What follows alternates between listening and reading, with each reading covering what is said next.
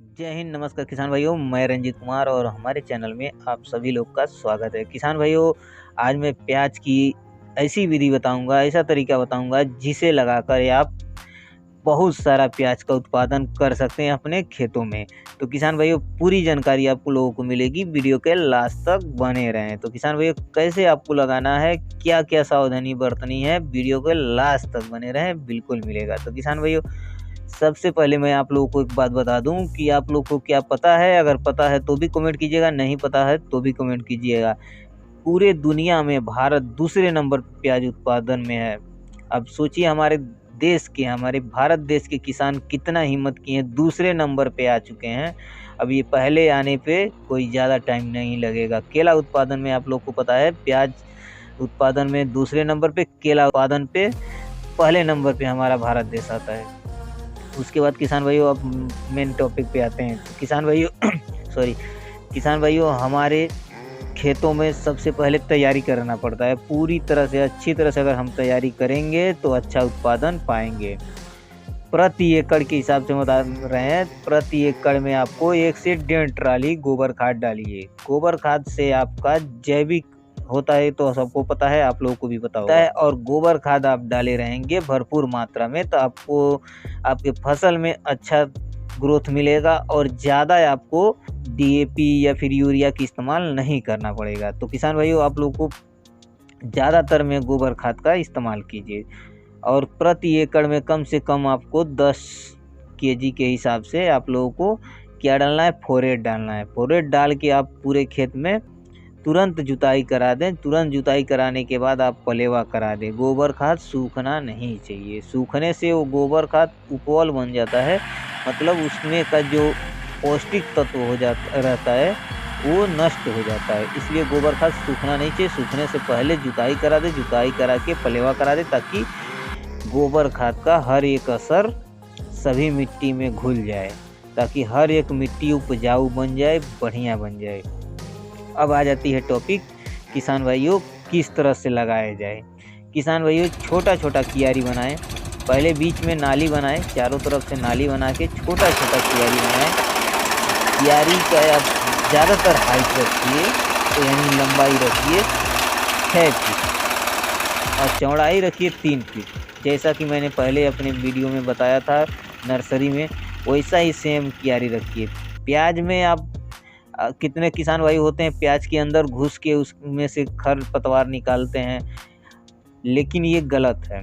प्याज में घुसेंगे तो प्याज डैमेज होगा, जिससे उसको ग्रो करने में कुछ समय लग जाएगा। अगर वही 3x6 का कियारी बनाते हैं तो इजीली आपको 1.5 फुट एक साइड से आपका हाथ चला जाएगा, जिससे आप एक साइड का खरपतवार निकाल लेंगे, और 1.5 फुट दूसरे साइड से चला जाएगा हाथ, जिसमें से आप खरपतवार निकाल देंगे। यानी आप मेंढी पर से, यानी कियारी का जो मेंढी होता है, मेंढी पर से ही आप दोनों साइड का खरपतवार निकाल सकते हैं, मतलब पूरा कियारी साफ कर सकते हैं। आपको खेत में घुसने की, मतलब प्याज के अंदर घुसने की जरूरत ही नहीं पड़ेगी। इसलिए मैं कभी भी कहता हूँ 3x6 बेस्ट है। 3x6 कियारी बेस्ट है।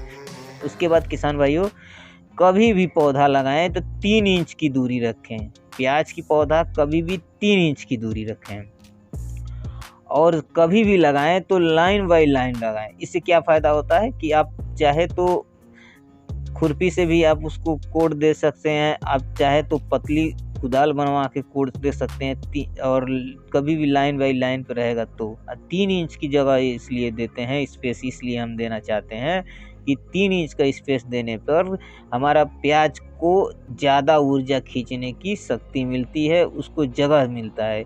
आपको अगर किसी एक जगह बैठा दिया जाए तो आप खुद सोच लो कि आपको कितना अच्छा लगेगा। उनके गांव में बहुत सारे लोग प्याज की खेती करते हैं, छोटा छोटा प्याज निकलता है, जिससे उनका प्याज और क्या कहते हैं, प्याज का बीज और उसका खर्च में निकालने में मुश्किल हो जाता है। अगर वही सही तरीके से करेंगे तो आपका खर्च की बात ही छोड़ दीजिए, आपको 10 गुना प्रॉफिट मिलेगा, 10 गुना आपका प्याज आएगा। तो कभी भी इसी प्रकार से लगाएं। उसके बाद किसान भाइयों, सबसे पहले आपको क्या करना है, जब बुआई करने से पहले उस पे प्रति एकड़ में 50 केजी डीएपी, प्रति एकड़ में 50 केजी डीएपी, 10 केजी यूरिया और आप लोगों को 7 केजी जिंक सल्फेट इस्तेमाल करना है किसान भाइयों। उसके बाद उसे कुड़ाई करके तब प्याज की नर्सरी को उसमें लगाएं। ऐसा अगर करेंगे और ध्यान दें लाइन बाई लाइन लगाएं पौधा, आड़े से यानी आगे से भी लाइन हो और बगल से भी लाइन हो, पूरी सीधी तरह से लाइन लगाएं और 3 इंच का कम से कम गैप दें। 3 इंच से गैप ज़्यादा भी ना हो और कम भी ना हो। कम रहेगा तो आपका प्याज को बैठने में प्रॉब्लम होगा और प्याज को बैठने का उतना शक्ति नहीं मिल पाएगा, एरिया कम रहेगा। ज़्यादा रहेगा तो आपका खेत खाली रहेगा, इससे कोई प्रॉफिट नहीं होगा। तो किसान भैया इसी प्रकार से आप पूरे खेती कर सकते हैं। और प्याज को पूरे तैयार होने में कम से कम आपको 5 से 6 कुड़ाई करना है, यानी प्याज की 5 से 6 कुड़ाई करेंगे। जितना मिट्टी भुरभुरा रहेगा उतनी अच्छी तरह से आपके प्याज को ग्रोथ मिलेगा।